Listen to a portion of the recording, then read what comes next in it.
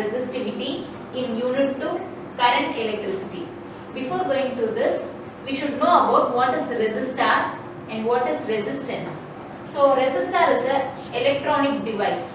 So it is used in many applications like TV remote and mobile charger, laptop charger and bulb etc.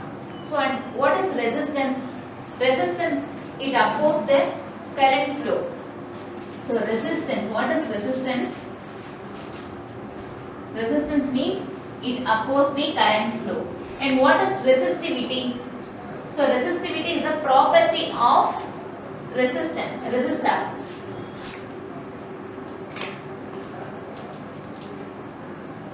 So resistance opposes the current flow. Current flow ஆகிறத oppose பண்ணும். Full oppose பண்ணாது எவ்வளவு நமக்கு தேவையோ அது அந்த தேவையான அளவு நமக்கு கொடுக்கும். So அதுதான் resistance. And what is resistivity? It is a property of fundamental property of resistor. Resistor உடைய fundamental property. It tells how strongly it resists the current flow in the electric circuit. So எவ்வளவு ஸ்ட்ராங்கா வந்து current flow resist பண்ணுது இல்ல எவ்வளவு conduct பண்ணுது அப்படிங்கற சொல்றதா என்ன ப்ராப்பர்ட்டினா resistivity. சரியா? And unit of resistance is ohm and unit of resistivity is ohm meter. Right? And already we discussed the relation. Resistance is directly proportional to length and inversely proportional to area. So if you remove the proportionality, we add some constant, that is R is equal to rho L by A. Here rho is called resistivity. Right? If L is equal to 1 meter and A is also equal to 1 meter square, then R will be equal to rho. இப்போ L um A உம் 1 எடுத்துட்டோம்னா அப்ப R ஓட value நமக்கு என்ன கிடைக்கும்? rho கிடைக்கும். So resistance will be equal to resistivity. In the conditionல if L is equal to 1, A is also equal to 1 meter, then R will be equal to rho. Right? So based on the resistivity, the materials can be classified into 3. So one is conductor, another one is semiconductor and insulators. We should know about what is conductor and what is semiconductor. So conductor means it allows the current. Insulator, it does not allow the current. Semiconductor, it partially allows the current. Right? So based on the resistivity, the materials can be classified into 3: conductor, semiconductor and insulators. So the resistivity of the material is mainly dependent on temperature. So the resistivity வந்து எப்படி எதை depend பண்ணிருக்கும் அப்படினா temperature. So for conductors, if we increase the temperature, the resistivity is also increased. Conductors எடுத்துக்கிறோம். First நம்ம conductors எடுத்துக்கிறோம் அப்படினா conductorsல நான் வந்து resistivity increase பண்றேன். Sorry, temperature நான் increase பண்றேன். Conductor ஓட temperature increase பண்ணனா எனக்கு என்ன ஆகும்? Resistivity is also increases. Right? So the resistivity of the conducting material with respect to temperature can be obtained from the relation, that is rho T is equal to rho naught 1 plus alpha T minus T naught. Okay. Here rho T is called resistivity at T degree Celsius. Here T is maximum temperature, that is final temperature, and rho naught is resistivity at minimum temperature, or we call reference temperature. Usually it is 20 degree. So rho T is resistivity. Rho T is called resistivity at maximum temperature, and rho naught is called resistivity at initial temperature, or we call reference temperature. Usually it is 20 degree Celsius. Right? And alpha is temperature coefficient of resistivity. So alpha is called temperature coefficient of resistivity. Okay. Our next step, okay, we multiply First we multiply this two terms, second we multiply this two terms. So we get rho t is equal to rho naught into 1, rho naught plus multiply this two term, rho naught alpha t minus t naught. So take this term into LHS side. Therefore, rho t minus rho naught is equal to rho naught alpha t minus t naught. So now we calculate the temperature coefficient of resistivity, that is alpha value. So rearrange this equation. We get alpha is equal to what? Alpha is equal to here rho t minus rho naught. So this two term will go to the LHS side. So it goes to new denominator, that is rho naught t minus t naught. So rho t rho naught அப்படிங்கறதெல்லாம் என்ன அப்படினா change in resistivity. Change in resistivity. For example, எனக்கு இதோட value 8 ன்னு இருக்கு. இப்ப rho naught initial resistivity எனக்கு 5 ன்னு இருக்குனா அப்ப இது 8 minus 5 நமக்கு என்ன கிடைக்கும்? 3. That is change in resistivity. So instead of this we have to write del rho. இந்த del னா என்ன அப்படினா change in resistivity divided by rho naught. So in a similar way we have to write this T minus T naught is equal to del T, that is change in temperature. So T minus T naught பதிலா நான் del T ன்னு எழுதிருக்கேன், rho T minus rho naught பதிலா del rho. So alpha is equal to del rho divided by rho naught del T. So from this we say the definition of temperature coefficient of resistivity. It is a 2-mark question.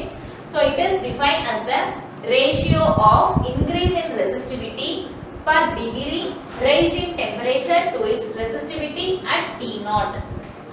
So ratio, temperature coefficient of resistivity is defined as the ratio of increase in resistivity per degree rise in temperature to its resistivity at T naught. So இதை explain பண்றதுக்கு நான் ஒரு example சொல்றேன். நான் இங்க ரெசிஸ்டிவிட்டியும் ரெசிஸ்டன்ஸும் equal நமக்கு தெரியும், that is rho is equal to என்னது R ன்னு தெரியும் இல்லையா. சோ நான் ரெசிஸ்டன்ஸ் வச்சு இதை நான் எக்ஸ்பிளைன் பண்றேன். எனக்கு வந்து ரெசிஸ்டன்ஸ் இனிஷியல் ரெசிஸ்டன்ஸ் வந்து 100 ஓம் வெச்சுக்கலாம். சோ இனிஷியலா அதாவது நமக்கு இனிஷியல் டெம்பரேச்சர் வந்து T0 இல்லையா, அந்த T0 வந்து எனக்கு 300 கெல்வின். சோ இனிஷியல் டெம்பரேச்சர்ல எனக்கு ரெசிஸ்டன்ஸ் வேல்யூ எவ்வளவு 100 ஓம். சரி நான் இத என்ன பண்றேன் அப்படினா 1 டிகிரிங்க சொல்றாங்க per degree rise in temperature, ஒரே ஒரு டிகிரி நான் என்ன பண்றேன் டெம்பரேச்சரை ரைஸ் பண்றேன். அப்ப T0 வந்து எனக்கு டெம்பரேச்சர் ரைஸ் ஆனதுக்கு அப்புறம் எனக்கு என்ன கிடைக்கும், ஒரு டிகிரி மட்டும் ரைஸ் பண்ணா 301 கெல்வின். அப்ப எனக்கு ரெசிஸ்டன்ஸ் வேல்யூ என்ன ஆகும் அப்படினா ஒரு எக்ஸாம்பிள் சொல்றேன் 100.5 ஓம் கிடைக்கும். சோ இனிஷியல் டெம்பரேச்சர் 300 கெல்வின், இது ஒரு எக்ஸாம்பிளுக்கு தான் சொல்றோம். So the 300 Kelvin ல நான் என்ன பண்றேன் அதோட ரெசிஸ்டிவிட்டி. So initial temperature ஓட resistivity that is resistance value எவ்வளவு 100 ohm. நான் அது 1 டிகிரி எனக்கு என்ன பண்றேன் அந்த டெம்பரேச்சரை ரைஸ் பண்றேன். அப்ப எனக்கு ரெசிஸ்டன்ஸ் வேல்யூ சேஞ்ச் ஆகுது. So இது ரெண்டுத்துக்குள்ள ரேஷியோ தான் நான் என்ன சொல்றேன் அப்படினா டெம்பரேச்சர் கோஎஃபிஷியன்ட் னு சொல்றேன். சரிங்களா, அதுதான் இங்க டெஃபினிஷனா கொடுத்திருக்காங்க. ஓகேவா?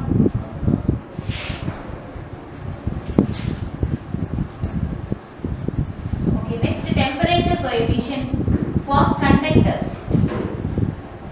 So இதோட யூனிட் டெம்பரேச்சர் கோஎஃபிஷியன்ட் ஓட யூனிட் வந்து SI யூனிட் என்ன அப்படினா சோ இங்க என்ன கண்டுச்சு நமக்கு del rho divided by rho naught del T இல்லையா.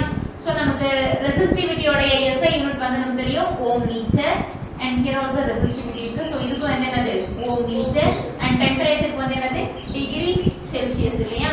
So இந்த ஓம் மீட்டர் கேன்சல் ஆயிடும், பேலன்ஸ் நமக்கு என்ன இருக்கு per degree celsius, per degree celsius. So temperature coefficient ஓட SI யூனிட் வந்து என்னது per degree celsius. சரிங்களா?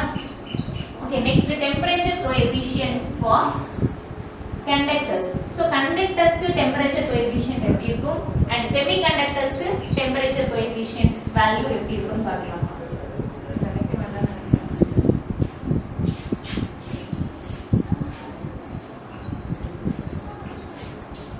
First conductors. First we take conductors. for conductors temperature coefficient value is positive. So the underline பண்ணுங்க உங்களுடைய bookல temperature coefficient value வந்து for conductors என்னது positive. So if we increase the temperature, what will happen? The resistivity also increase. எதுக்கு? Conductor. So conductorல நான் வந்து temperature increase பண்ணா இந்த resistivity என்ன ஆகும்? Increase ஆகும். ஏன் increase ஆகுது அப்படினா இது conductor நம்ம எடுத்துக்கிறோம். So we know இதுல வந்து என்ன இருக்கும் அப்படினா any material வந்து made up of atoms நமக்கு தெரியும் இல்லையா? So நிறைய atoms இருக்கு. So in this large number of free electrons are there. Already இத பத்தி நிறைய பார்த்தாச்சு. So in conductor large number of free electrons. So இதுல இருக்கக்கூடிய free electrons என்ன பண்ணும்? Randomly moved from one atom to another atom. So இது வந்து randomly என்ன ஆகும் அப்படினா எல்லா டைரக்ஷன்லயும் atoms electrons வந்து என்ன ஆயிட்டு இருக்கு? மூவ் ஆயிட்டு இருக்கு. நான் என்ன பண்றேன்? இப்போ ஒரு potential difference கொடுக்கிறேன். That is நான் ஒரு பேட்டரியில இந்த கண்டக்டரை கனெக்ட் பண்ணும்போது எனக்கு என்ன ஆகும்?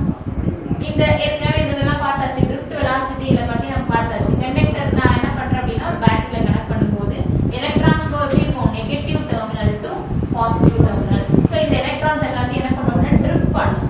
சோ எல்லா எலக்ட்ரான்ஸும் நிறைய ஆட்டம்ஸ் இருக்கு. அது வரைக்கும் ரேண்டம் மூவ்மென்ட்ல இருக்கக்கூடிய எலக்ட்ரான்ஸ் வந்து என்ன ஆகும்? சோ ஒரே டைரக்ஷன்ல டுவர்ட்ஸ் லெஃப்ட் எல்லா எலக்ட்ரான்ஸும் டுவர்ட்ஸ் லெஃப்ட் வந்து போயிட்டு இருக்கும். அப்ப இங்க உங்களுக்கு என்ன ஆகும்? எலக்ட்ரான் வந்து சேம் டைரக்ஷன்ல மூவ் ஆகும்போது கரண்ட் வந்து என்ன ஆகுதுல ப்ரொடியூஸ் ஆகும் கண்டக்டர்ல. எப்போனா நான் ஒரு எலக்ட்ரிக் ஃபீல்ட் கொடுக்கும்போது. சோ இதுல நமக்கு கன்வென்ஷனல் கரண்ட் டைரக்ஷன்னா இதுதான். தட் இஸ் நம்ம அந்த அப்போ சொன்னது. அப்ப எலக்ட்ரானோட கண்டுபிடிக்கிறதுக்கு முன்னாடி நம்ம வந்து கன்வென்ஷனல் கரண்டோட டைரக்ஷன் எப்பவுமே நம்ம எப்படி பேசுவோம் அப்படினா பாசிட்டிவ் டு நெகட்டிவ் தான் நம்ம பேசுவோம். ஆனா ஆக்சுவலா எலக்ட்ரான் ஃப்ளோ வந்து எதுல இருக்கும் அப்படினா நெகட்டிவ் டு பாசிட்டிவ். ஆனா நம்ம சொல்றது கரண்ட்னாலே நம்ம பாசிட்டிவ் டு நெகட்டிவ். அது கன்வென்ஷனல் கரண்ட்னு சொல்றோம். சோ இந்த எலக்ட்ரான் ஃப்ளோ கன்வென்ஷனல் கரண்ட்க்கு எப்படி இருக்கு? ஆப்போசிட் டைரக்ஷன்ல இருக்கு. சரிங்களா? சோ இப்போ நான் என்ன பண்றேன்? இந்த கண்டக்டரோட டெம்பரேச்சர் இன்கிரீஸ் பண்றேன். இப்போ எலக்ட்ரான் வந்து எனக்கு மூவ்மென்ட்ல இருந்துட்டு இருக்கு. இப்போ கரண்ட் இருக்கு. நான் என்ன பண்றேன் அப்படினா டெம்பரேச்சர் கண்டக்டரோட temperature if you increase the temperature what will happen? So the atoms எல்லாம் என்ன ஆகும் அப்படினா வைப்ரேட் ஆக ஆரம்பிக்கும். So frequent collisions atoms வந்து என்ன ஆகும் அப்படினா ஃபாஸ்ட் அப்படி வைப்ரேட் ஆகுறதுனால சோ இது என்ன பண்ணும் அப்படினா எலக்ட்ரானை ஹோல்ட் பண்ணுது. இந்த எண்ட்ல இருந்து இந்த எண்டுக்கு எலக்ட்ரானை போக விடாம என்ன பண்ணும் அப்படினா ஹோல்ட் பண்ணி வெச்சுக்குது. எது? இந்த ஆட்டம்ஸ் எல்லாம் frequent collisionsனால எலக்ட்ரானை அப்படியே பிளாக் பண்ணி சோ எலக்ட்ரானோட மூவ்மென்ட் வந்து ஒரு எண்ட்ல இருந்து இன்னொரு எண்டுக்கு அங்க மூவ் ஆகல. அப்ப there is no current in this conductor. அப்ப கரண்ட் இல்லனாலே என்ன அர்த்தம்? ரெசிஸ்டிவிட்டி ரொம்ப அதிகமா இருக்குன்னு அர்த்தம். So if we increase the temperature resistivity will increase. எதுக்கு? For conductors. சரியா? எப்போனா டெம்பரேச்சர் இன்கிரீஸ் பண்ணும்போது ரெசிஸ்டிவிட்டி இது ஏன் புரியுதா? சோ ஆட்டம்ஸ் எல்லாம் என்ன ஆகும்? டெம்பரேச்சர் நான் ரைஸ் பண்ணும்போது வேகமா வந்து வைப்ரேட் ஆக ஆரம்பிச்சிரும். சோ இந்த frequent collisionsனால இங்க போற எலக்ட்ரானை இந்த ஆட்டம் பிளாக் பண்ணுது. சோ இங்க வர எலக்ட்ரானை இது பிளாக் பண்ணும். சோ இங்க எலக்ட்ரான் போச்சுனா அது எல்லா ஒரு எலக்ட்ரானையும் அது என்ன பண்ணும் அப்படினா ஹோல்ட் பண்ணிடுது. சோ எலக்ட்ரானோட மூவ்மென்ட் இல்லனா அந்த கரண்ட் வந்து conductorல பாஸ் ஆகாது. Therefore if we increase the temperature the resistivity also increase in the conductors. So we know resistivity is directly proportional to resistance. Clear? Yeah. So in a similar way instead of resistivity we have to write resistance value. So இந்த ஈக்குவேஷன்ல அப்படியே நான் என்ன பண்ண போறேன்? Row க்கு பதிலா எல்லாத்தையும் r ன்னு சப்ஸ்டிட்யூட் பண்ணி இதே மாதிரி கால்குலேட் பண்ண போறோம். So இப்ப ரோ க்கு பதிலா என்ன பண்றேன்? RT R naught 1 plus alpha t minus t naught. So இப்ப இந்த R naught இங்க வந்தா RT minus R naught sorry நான் ஃபர்ஸ்ட் என்ன பண்றோம்? இந்த ரெண்டு டேர்மையும் மல்டிப்ளை பண்றோம். R naught into 1 R naught into alpha t minus t naught multiply பண்ணா என்ன கிடைக்கும்? R naught plus R naught alpha t minus t naught. So next step ல என்ன பண்றோம்? R naught equal to இந்த பக்கம் கொண்டு வரும்போது அப்ப RT minus R naught is equal to R naught alpha t minus t naught. So இதுல இருந்து நம்ம என்ன கால்குலேட் பண்ண போறோம்? alpha value, that is temperature coefficient of resistance calculate பண்ணனும்.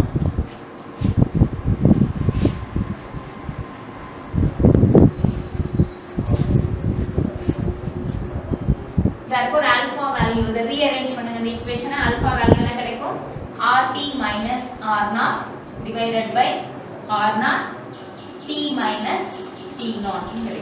So இது வந்து என்னது change in resistance. So instead of this we have to write del R divided by R0. So instead of this we have to write del T. So then the change in temperature. So temperature coefficient of resistance alpha is equal to del R divided by R0 into del T. சரிங்களா? Next semiconductor. So இதுக்கு வந்து graph plot பண்ணோம்னா நம்ம இந்த டெம்பரேச்சருக்கும் எப்படி கிடைக்கும்னு பார்ப்போம். So temperature நான் x axis ல எடுத்துக்கேன் and resistivity என்ன பண்றோம் அப்படினா y axis ல எடுத்துப்போம். So எனக்கு ஃபர்ஸ்ட் நமக்கு வந்து இனிஷியலா வந்து லோ டெம்பரேச்சர் இருக்கும். ஒரு கண்டக்டர்ல நான் வந்து நார்மல் டெம்பரேச்சர்ல ரூம் டெம்பரேச்சர்ல எனக்கு ரெசிஸ்டிவிட்டி எப்படி இருக்கும்னா நான் லீனியரா இருக்கும். தட் இஸ் ஜஸ்ட் பெண்ட் ஆயிருக்கும். அப்புறம் நம்ம டெம்பரேச்சர் இன்க்ரீஸ் பண்ண எனக்கு என்ன ஆகுது ரெசிஸ்டிவிட்டியும் இன்க்ரீஸ் ஆகும். சோ எனக்கு ஒரு ஸ்ட்ரெயிட் லைன் கிடைக்கும். இதுக்கு ஒரு கிராஃப் பிளாட் பண்ணோம்னா எதுக்கு கண்டக்டர்ஸ்ல ரெசிஸ்டிவிட்டிக்கும் temperature. Next temperature coefficient of semiconductors. So semiconductors la temperature coefficient எப்படி இருக்குன்னு பாருங்க. So semiconductors நாலே நமக்கு பார்ஷியலா தான் வந்து என்ன பண்ணோம் அப்படினா current flow இருக்குன்னு தெரியும். So அதனால அதுல free electrons என்ன இருக்காதுல அதிகமா இருக்காது. So நான் ஒரு semiconductor like germanium, silicon அப்படிங்கற ஏதோ ஒரு semiconductor எடுத்துர்க்கேன் அப்படினா so இதுல வந்து free electrons வந்து இருக்காது. அதிகமா free electrons இருக்காது. So இதுல இருக்கக்கூடிய நான் என்ன பண்றேன் temperature நான் increase பண்றேன். So semiconductor நான் என்ன பண்றேன் temperature increase பண்ணனா so if we increase the temperature for semiconductors then the resistivity value decreases ன்னு சொல்றாங்க. ஏன் அப்படினா இதுல free electrons நிறைய கிடையாது. So temperature increase பண்ணும்போது அந்த free electrons எல்லாம் என்ன ஆகும் அப்படினா liberate ஆகும். Liberated means இந்த ஆட்டம்ல இருந்து என்ன ஆகும் அப்படினா தனியா வந்துரும். So ஏனா இது tightly bounded semiconductorsல மட்டும் semiconductorsம் சரி insulators-லயும் electrons வந்து tightly bounded. சரியா?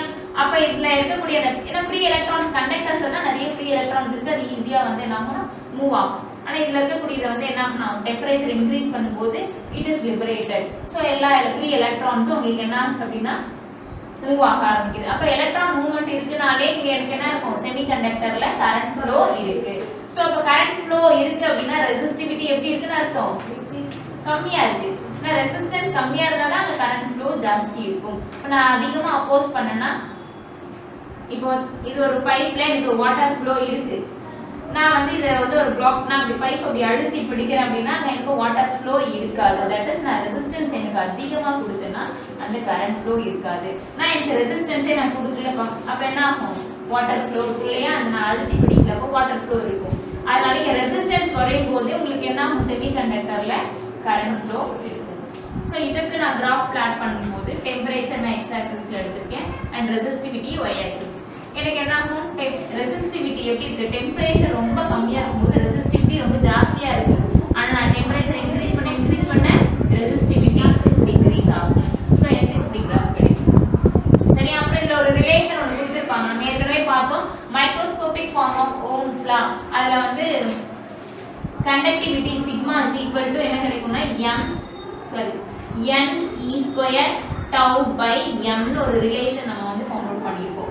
சோ நமக்கு தெரியும் ரெசிஸ்டிவிட்டிங்கிறது ரெசிப்ரோக்கல் ஆஃப் கண்டக்டிவிட்டி தான் என்னது ரெசிஸ்டிவிட்டி. சோ அப்ப 1 by sigma னா இது என்ன கிடைக்கும் இந்த value m divided by n e square tau. So இதுல இருந்து என்ன சொல்லலாம் அப்படினா resistivity of material is inversely proportional to n ங்கிறது number of electrons and also inversely proportional to average time between the collisions. So resistivity of the material is inversely proportional to number of electrons and also inversely proportional to average time between collisions.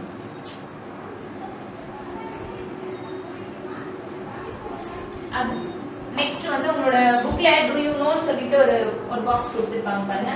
அதுல super conductors பத்தி இப்போ 2 மார்க்ல அந்த question கேட்கலாம். So resistance of material வந்து எப்போ 0 ஆகும் அப்படினா ஒரு certain டெம்பரேச்சருக்கு கீழ போகும்போது மெட்டீரியலோட ரெசிஸ்டன்ஸ் வந்து எல்லாம் என்ன ஆகும்னா 0 ஆகும். சோ அந்த டெம்பரேச்சர் தான் நம்ம என்ன சொல்லுவோம் அப்படினா transition temperature or critical temperature. So அந்த டெம்பரேச்சர்ல capacity capacity to do work is called energy. Work and energy are more or less same. So SI unit of energy is joule and SI unit of work is also joule.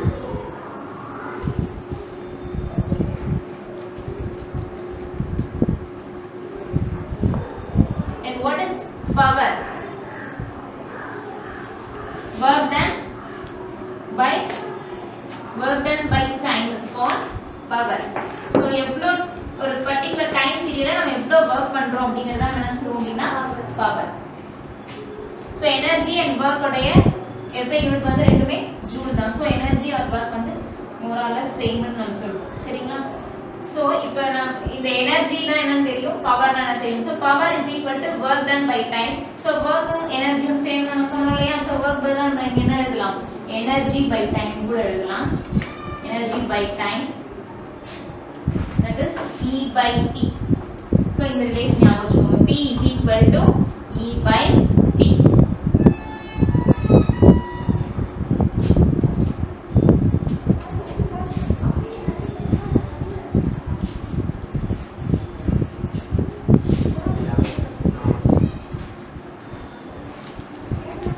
We consider a conductor. Conductor na உள்ள ஒரு electric wire இல்லையா? So அது ஒரு conductor தான். So battery is connected between the ends of the conductor. So நான் இந்த conductorல நான் என்ன பண்ணுவேன், ஒரு battery வந்து கனெக்ட் பண்றோம். என்ன ஆகும்? Current is produced in this conductor, right? So battery on பண்ணோம்னா என்ன ஆகும்? current வந்து produce ஆகும். So this battery provides some energy to this device. So இந்த battery வந்து என்ன பண்ணுது, ஒரு எனர்ஜியை ப்ரொவைட் பண்ணுது. Right? So next we consider conductor. That is the electric wire da நம்ம conductor னு சொல்றோம் இல்லையா? So battery is connected to the conductor and this battery is also connected to the resistor. ஒரு simple electric circuit எடுத்துக்கோங்க. So இதுல வந்து இந்த battery கூட ஒரு conducting material இது. So இந்த battery கூட நம்ம என்ன கனெக்ட் பண்றோம், resistor கனெக்ட் பண்றோம். So the potential difference across the battery is capital V. So resistor is capital R. So இங்க 4 points இருக்கு, A B C D ன்னு சொல்லிட்டு. So assume that if you move the charge dq, if we move the charge from the point A to B through the battery and reaches the point here and the charge move from C to D through the resistor and again it reaches the point A. Suppose நான் ஒரு 10 charge, for example தான் சொல்றேன், ஒரு 10 charge வந்து என்ன பண்றோம் அப்படின்னா இந்த பேட்டரியோட டெர்மினல்ல இருந்து எனக்கு வந்து எடுக்கிறோம். அப்ப இங்க எனக்கு இது வந்து இந்த சர்க்யூட் வந்து என்ன ஆகுது அப்படின்னா 10 charge வந்து கெயின் பண்ணுது இல்லையா? 10 charge எனக்கு கிடைக்குது. So எனக்கு கெயின். அப்ப இங்க நமக்கு என்ன தெரியும் அப்படின்னா ஏற்கனவே எலக்ட்ரோஸ்டாட்டிக் பொட்டன்ஷியல் அப்படினா என்னன்னு ஃபர்ஸ்ட் லெசன்லயே பார்த்திருக்கோம். So ரெண்டு பாயிண்ட்ஸ்க்கு இடையில நான் வந்து ஒரு சார்ஜ் மூவ் பண்ணனும்னா என்ன பண்ணனும், some work has to be done. So this work done is stored as a potential energy. இந்த work done தான் எனக்கு potential energy-யா சேவ் ஆகுது. From A to B நான் வந்து சார்ஜ் மூவ் பண்றேன் அப்படினா அங்க அந்த work done தான் எனக்கு என்னது, potential energy. So இந்த 10 charges வந்து என்ன ஆகுது அப்படினா இங்க எனக்கு கெயின் ஆகுது. At the same time இந்த பேட்டரியில எனக்கு 10 charges வந்து என்ன ஆகுதுனா ரெடியூஸ் ஆகுது. That is chemical energy வந்து என்ன ஆகுது அப்படினா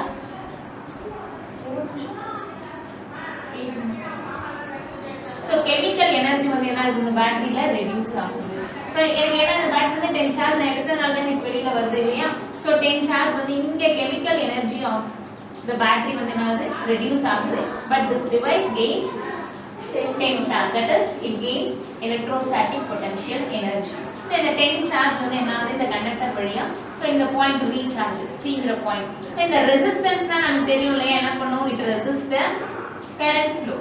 ஃபுல்லா போஸ் பண்ணாது, எவ்வளவு தேவையோ. சப்போஸ் நான் வந்து ஒரு LED பல்புக்கு வந்து 3 mA கரண்ட் போதும், ஆனா நான் அந்த ரெசிஸ்டர்ல கனெக்ட் பண்றேன்னு வெச்சுக்கோங்களேன். 9 வோல்ட் பேட்டரியில இருந்து டைரக்ட்டா நான் அந்த LED பல்புல கனெக்ட் பண்ணாம ஒரு ரெசிஸ்டர் மூலமா கனெக்ட் பண்றேன்.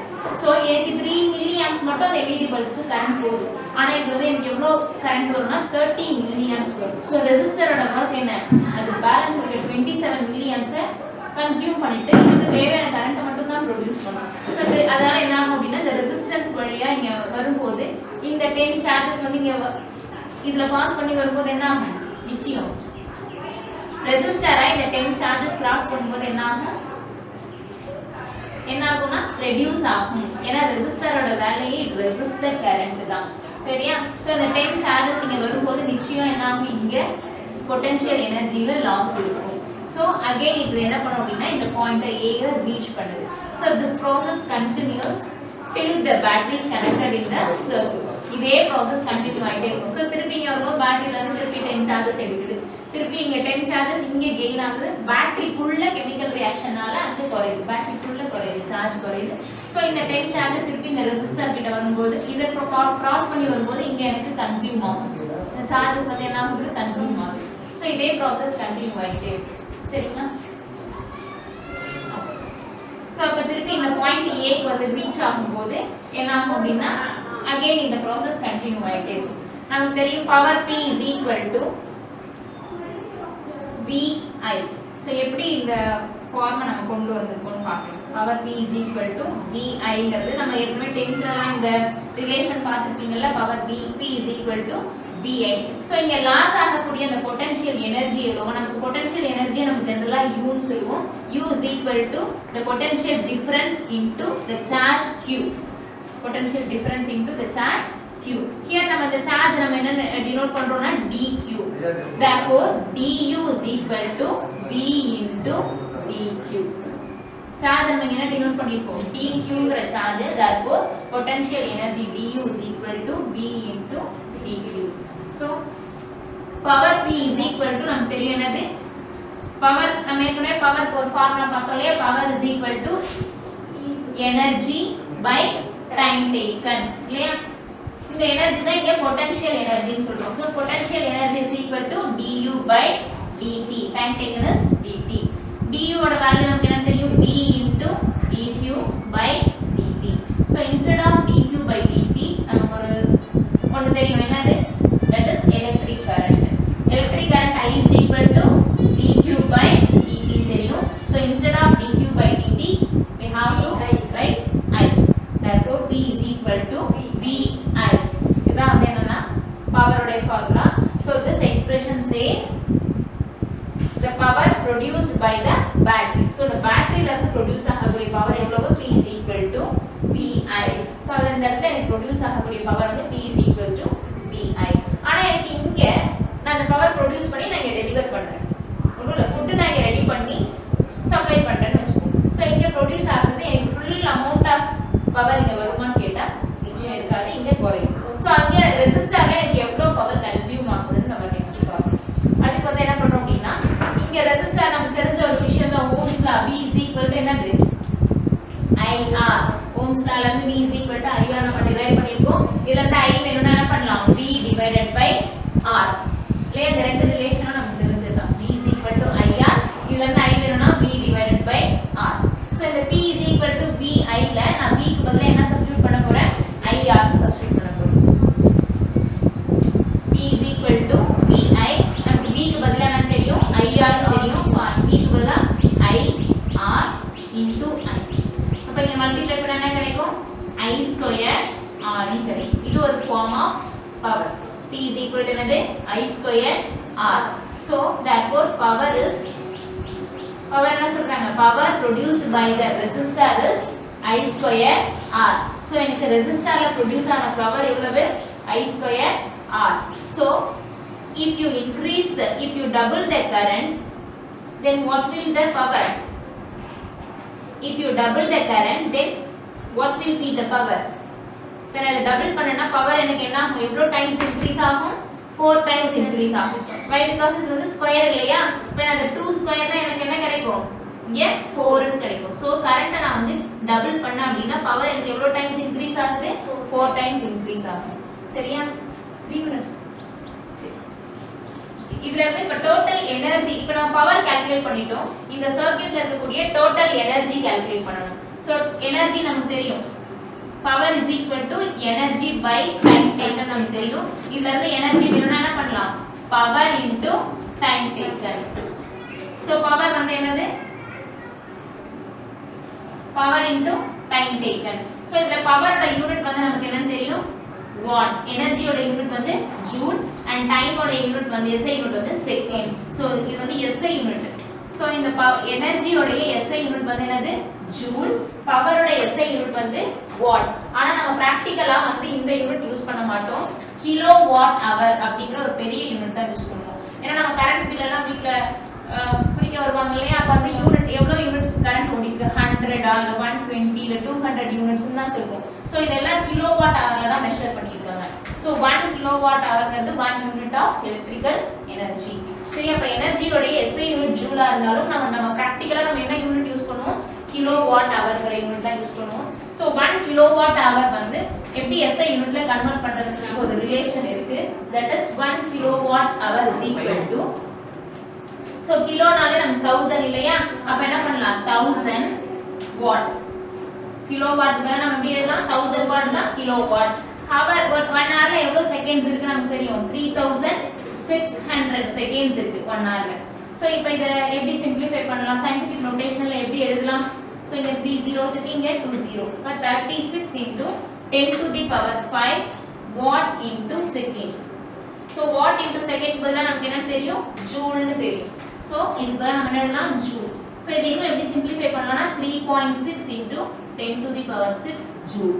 So 1 kilowatt இது அண்டர்லைன் பண்ணிக்கோங்க. 1 kilowatt hour is equal to 3.6 into 10 to the power 6 joule. Is it clear? Students, we will continue in our next class, students. Thank you.